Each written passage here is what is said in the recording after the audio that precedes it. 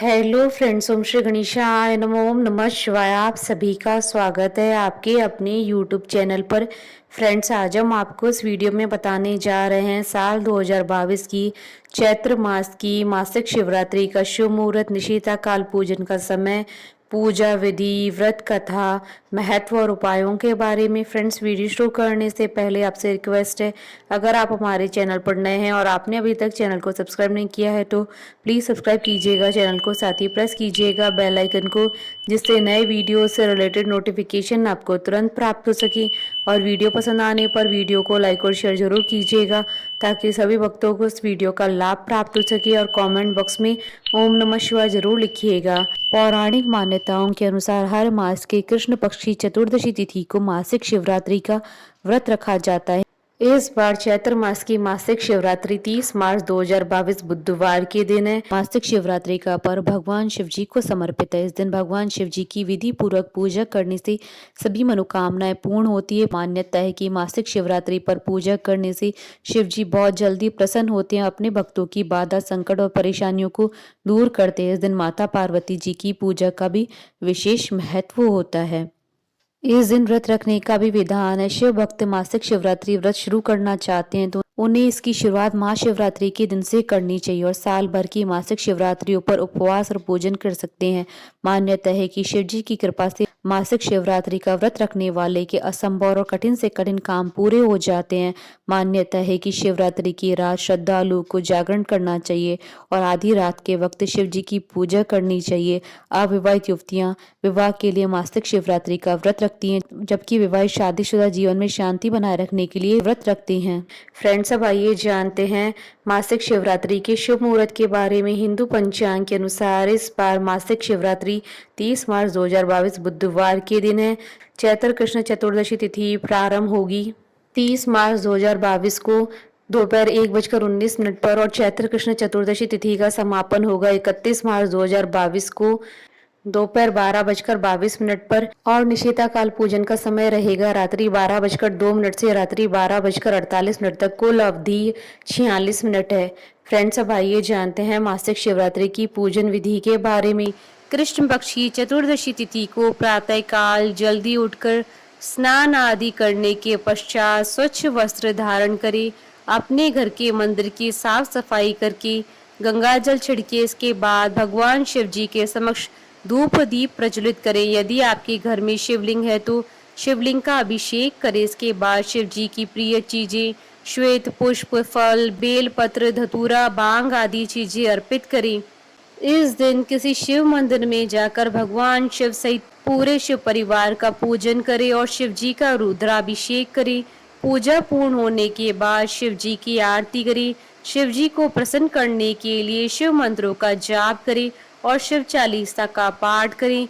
इस दिन रात्रि में जागरण कर पूजन करने का बहुत महत्व माना गया है। रात्रि में जागकर शिव जी का पूजन करें और भजन कीर्तन करते हुए रात्रि व्यतीत करें।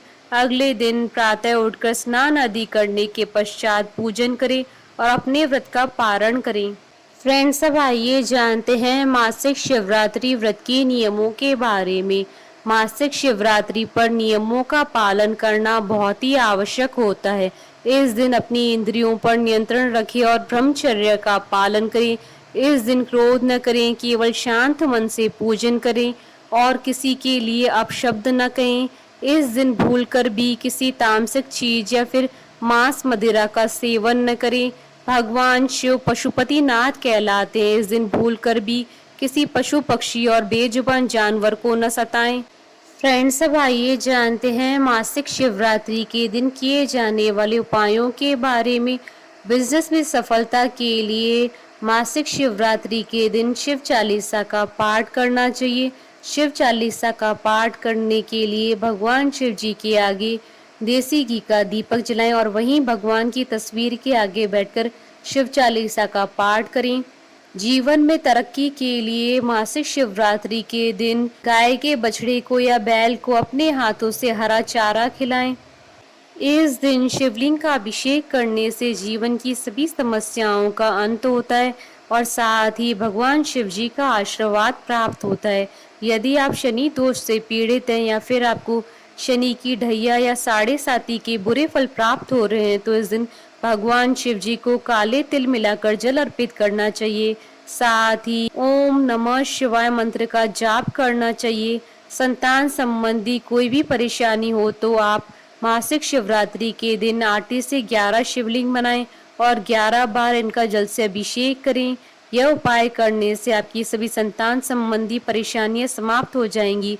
सुखी वैवाहिक जीवन के लिए भोलेनाथ पर गुलाब की पंखुड़ियां अर्पित करें। अगर विवाह में कोई अड़चन आ रही है तो शिवलिंग पर बेल पत्र चढ़ाते वक्त नमः शिवाय मंत्र का जाप करें। संतान प्राप्ति के लिए शिवलिंग पर घी अर्पित करें। फ्रेंड्स, अब आइए प्रारंभ करिए मासिक शिवरात्रि की व्रत कथा। पूर्व काल में चित्रभानु नामक एक शिकारी था। जानवरों की हत्या करके वह अपने परिवार को पालता था। वह एक साहूकार का कर्जदार था, लेकिन उसका ऋण समय पर न चुका सका। क्रोधित साहूकार ने शिकारी को शिव मठ में बंदी बना लिया। संयोग से उस दिन भी शिवरात्रि थी। शिकारी ध्यान मग्न होकर शिव संबंधी धार्मिक बातें सुनता रहा।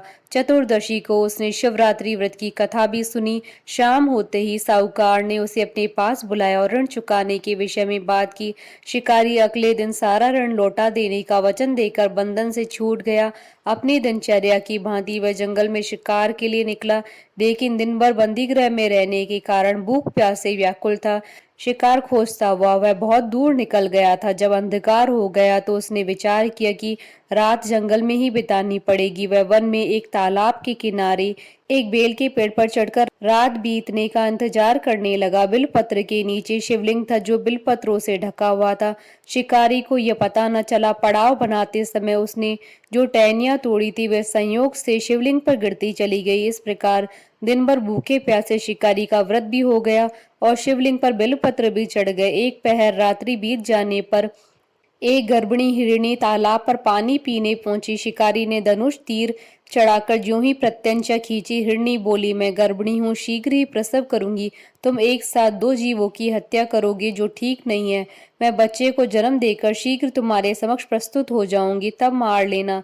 शिकारी ने प्रत्यंचा ढीली कर दी और हिरणी जंगली झाड़ियों में लुप्त हो गई। प्रत्यंचा चढ़ाने तथा ढीली करते वक्त कुछ बिलपत्र अनायास ही टूटकर शिवलिंग पर गिर गए। इस प्रकार उससे अनजाने में ही प्रथम पैर का पूजन भी संपन्न हो गया। कुछ देर बाद जब एक और हिरणी उधर से निकली, शिकारी की प्रसन्नता का ठिकाना न रहा। समीप आने पर उसने धनुष पर बाण चढ़ाया। तब उसे देख हिरणी ने विनम्रता पूर्वक निवेदन किया, हे शिकारी, मैं थोड़ी देर पहले ऋतु से निवृत्त हुई हूँ, कामातुर विहरणी हूँ, अपने प्रिय की खोज में भटक रही हूँ। मैं अपने पति से मिलकर शीघ्र ही तुम्हारे पास आ जाऊंगी। शिकारी ने उसे भी जाने दिया। 2 बार शिकार खोकर उसका माथा ठनका। वह चिंता में पड़ गया। रात्रि का आखिरी पहर भी बीत रहा था। इस बार भी धनुष से लगकर कुछ बेलपत्र शिवलिंग पर जा गिरे तथा दूसरे पैर की पूजा भी संपन्न हो गई। तभी एक अन्य हिरणी अपने बच्चों के साथ उधर से निकली। शिकारी के लिए यह स्वर्णिम अवसर था। उसने धनुष पर तीर चढ़ाने में देर न लगाई। वह तीर छोड़ने ही वाला था कि हिरणी बोली, हे शिकारी, मैं इन बच्चों को इनके पिता के हवाले करके लौट आऊंगी। इस समय मुझे मत मारो। शिकारी हंसा और बोला, सामने आए शिकार को छोड़ दूं? मैं ऐसा मूर्ख नहीं हूं। इससे पहले मैं 2 बार अपना शिकार खो चुका हूं। मेरे बच्चे भूख प्यास से व्यग्र हो रहे हैं। उत्तर में हिरणी ने फिर कहा, जैसे तुम्हें अपने बच्चों की ममता सता रही है, ठीक वैसे मुझे भी है। हे शिकारी, मेरा विश्वास करो, मैं इन्हें इनके पिता के पास छोड़कर तुरंत लौटने की प्रतिज्ञा करती हूँ। हिरणी का दुख भरा स्वर सुनकर शिकारी को उस पर दया आ गई। उसने उस मृगी को भी जाने दिया। शिकार के अभाव में तथा भूख प्यास से व्याकुल शिकारी अनजाने में ही बेलपत्र के वृक्ष पर बैठा बेलपत्र तोड़ तोड़कर नीचे फेंकता जा रहा था। पांव फटने को हो गई और एक एक हष्ट पुष्ट मृग उसी रास्ते पर आ गया। शिकारी ने सोच लिया कि इसका ही शिकार वह अवश्य करेगा। शिकारी की 3 प्रत्यंचा देख मृग विनीत स्वर में बोला, हे शिकारी, यदि तुमने मुझसे पूर्व आने वाली 3 मृगियों तथा छोटे छोटे बच्चों को मार डाला है तो मुझे भी मारने में विलंब न करो, ताकि मुझे उनके वियोग में एक क्षण भी दुख न सहना पड़े। मैं उन हिरनियों का पति हूँ। यदि तुमने उन्हें जीवन दान दिया है तो मुझे भी कुछ क्षण का जीवन देने की कृपा करो। मैं उनसे मिलकर तुम्हारे समक्ष उपस्थित हो जाऊंगा। मृग की बात सुनते ही शिकारी के सामने पूरी रात का घटनाक्रम घूम गया। उसने सारी कथा मृग को सुना दी। तब मृग ने कहा, मेरी तीनों पत्नियां जिस प्रकार प्रतिज्ञाबद्ध होकर गई हैं, मेरी मृत्यु से अपने धर्म का पालन नहीं कर पाएंगी। अतः जैसे तुमने उन्हें विश्वास पात्र मानकर छोड़ा, वैसे ही मुझे भी जाने दो। मैं उन सबके साथ तुम्हारे सामने शीघ्र उपस्थित होता हूँ। शिकारी ने उसे जाने दिया। इस प्रकार सुबह हो गई। उपवास, रात्रि जागरण तथा शिवलिंग पर बेलपत्र चढ़ाने से अनजाने में ही शिवरात्रि की पूजा पूर्ण हो गई। पर अनजाने में ही की हुई पूजन का परिणाम उसे तत्काल मिला। शिकारी का हिंसक हृदय निर्मल हो गया, उसमें भगवत शक्ति का वास हो गया। थोड़ी देर बाद वह मृगसा परिवार शिकारी के समक्ष उपस्थित हो गया ताकि वह उनका शिकार कर सके, किंतु जंगली पशुओं की ऐसी सत्यता और सात्विकता और सामूहिक प्रेम भावना देखकर शिकारी को बड़ी ग्लानि हुई। उसने मृग परिवार को जीवन दान दे दिया। अनजाने में शिवरात्रि व्रत का पालन करने पर भी शिकारी को मोक्ष की प्राप्ति हुई। जब मृत्यु काल में यमदूत उसके जीव को लेने आए तो शिवगणों ने उन्हें वापस भेज दिया और शिकारी को शिवलोक ले गए। शिवजी की कृपा से ही अपने इस जन्म में राजा चित्रभानु अपने पिछले जन्म को याद रख पाए तथा मासिक शिवरात्रि के महत्व को जानकर अगले जन्म में भी पालन कर पाए। बोलिए भगवान शंकर माता पार्वती जी की जय। हमारे साथ इस वीडियो में अंत तक बने रहने के लिए आपका धन्यवाद। ओम श्री गणेशाय नमः। ओम नमः शिवाय।